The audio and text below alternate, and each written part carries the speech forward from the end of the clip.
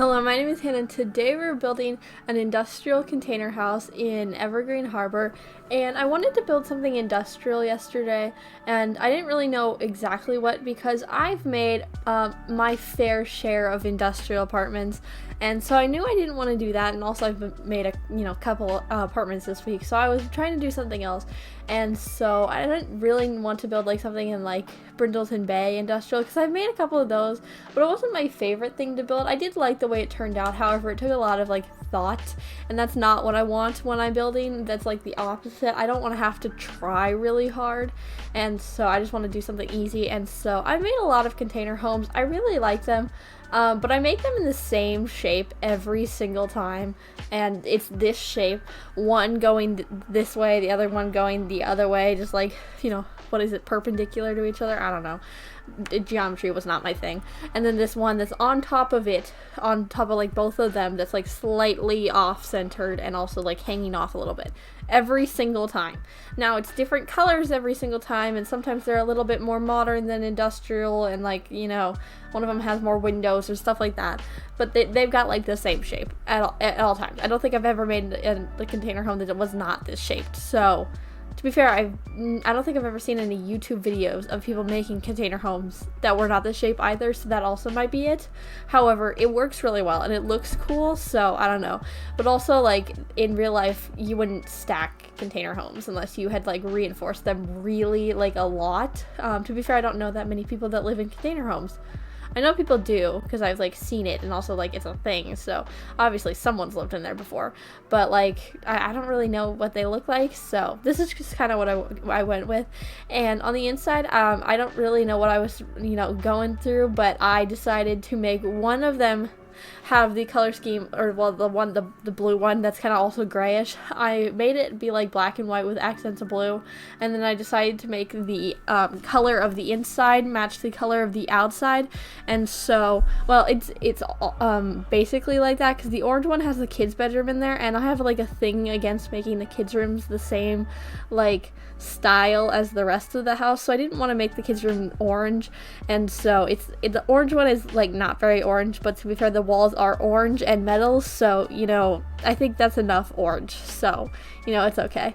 And so I did basically the same thing, and I have the dining room and the kitchen in one of them, and it is just like, it's very industrial. I have this really fancy like island thing. I've been doing a lot of like fun things with islands recently.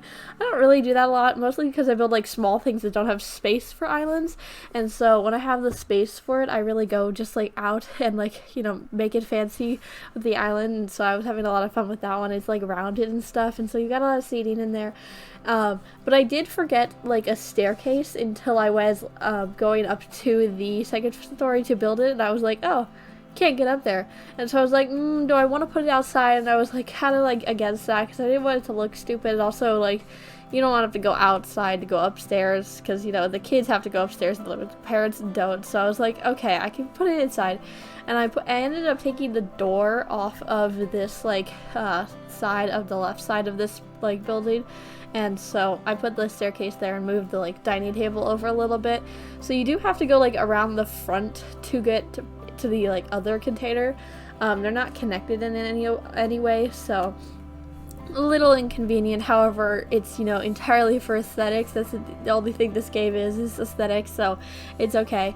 And so I made it kind of fancy with the staircase inside, and so you don't have to go outside, but you do have to go outside to get to the living room and the parents' bedrooms. So you win some, you lose some, and the parents lost a lot, probably their clothes and how dry they are. So it's probably okay though, because they're probably gonna walk like in under the upper part of the container to get in there, because then it's less dry. But I don't know, this is basing off of real life logic, and this is The Sims, so those are very different. So I don't know, but I've had a lot of fun with this one, and I've been getting into like actual building stuff, because I was in like a little bit like of a building block or whatever. And so I got out of that one with that crime scene apartment. Works really well every single time. If you're ever getting into like can't build anymore, plan out a crime scene apartment. Works very well for me, so I don't know. And then I built a mansion, so to be fair, I'm not sure. My brain just kind of works that way sometimes, so you just gotta go with it, and it works pretty well. So it was really fun. But I built this, and it was really colorful, and I liked the blue with the black and white, which I think it works very well, and also like the blue like in like subtle amounts was kind of fun. This container is very white, so but it's black and white, but it's mostly white, so it's very just plain in here. But there's a lot of like textures and patterns and stuff, so I was trying to go with that. But that is about it for this house. So I'm going to move on to some of the things that I've done this week. So the first thing is in World History on Friday, we did this like practice DBQ database question essay with like documents and stuff like that, basically. And so that is what we did. We did like practice one, but we did it with partners for the most part. Some people did solo, but I did it with a partner. And so we had to do this like write up and stuff.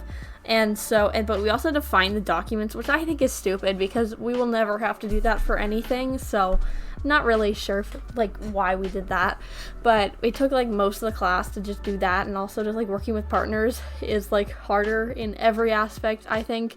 So I don't know, but we had to do that. And then she wanted us to do like peer reviews, which is like, switch, your thing with somebody else's and like grade it based on like a rubric that she gave us.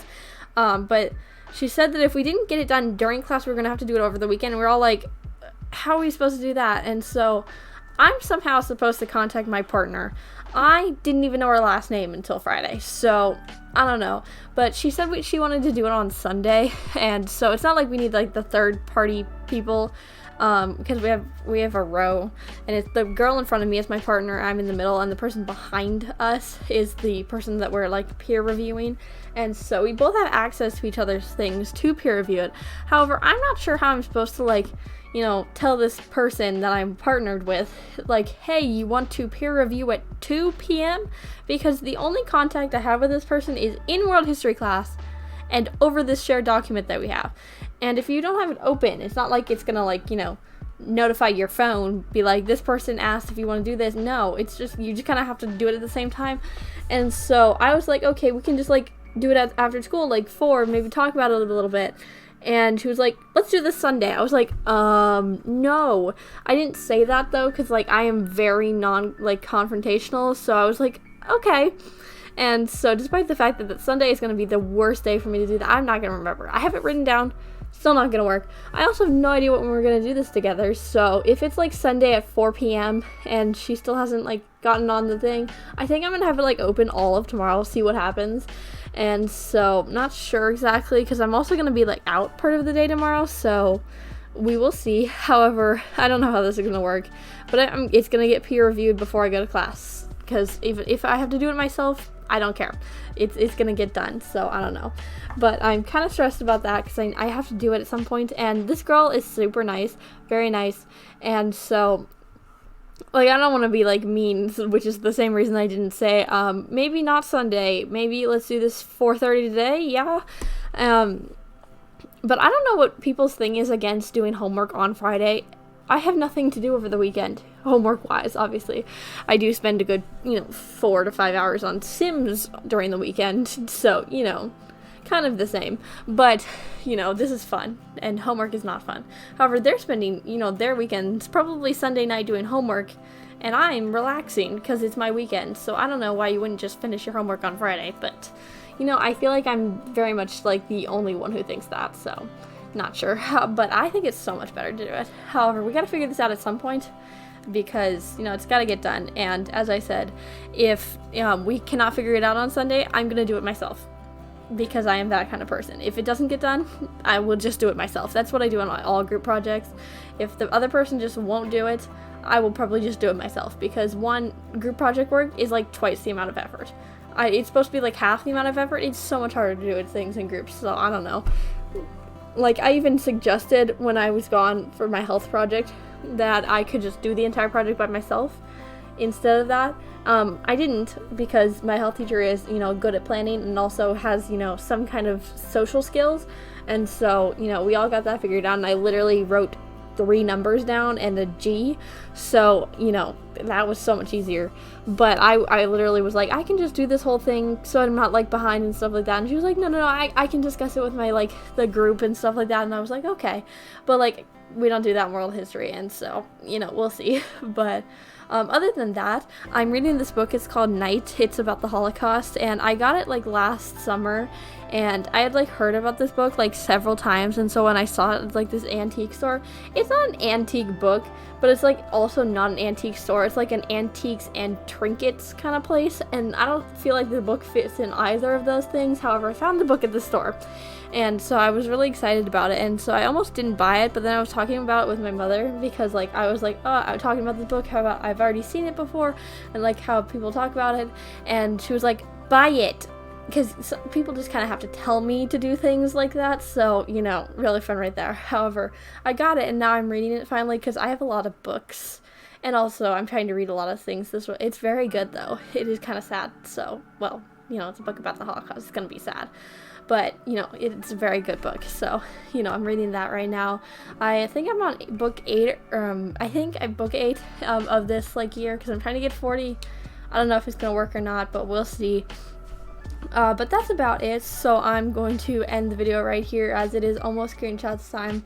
So, subscribe if you did like today's video, or if you want to see more like this. But, I post 4 videos a week, so you can watch another video next time. Bye!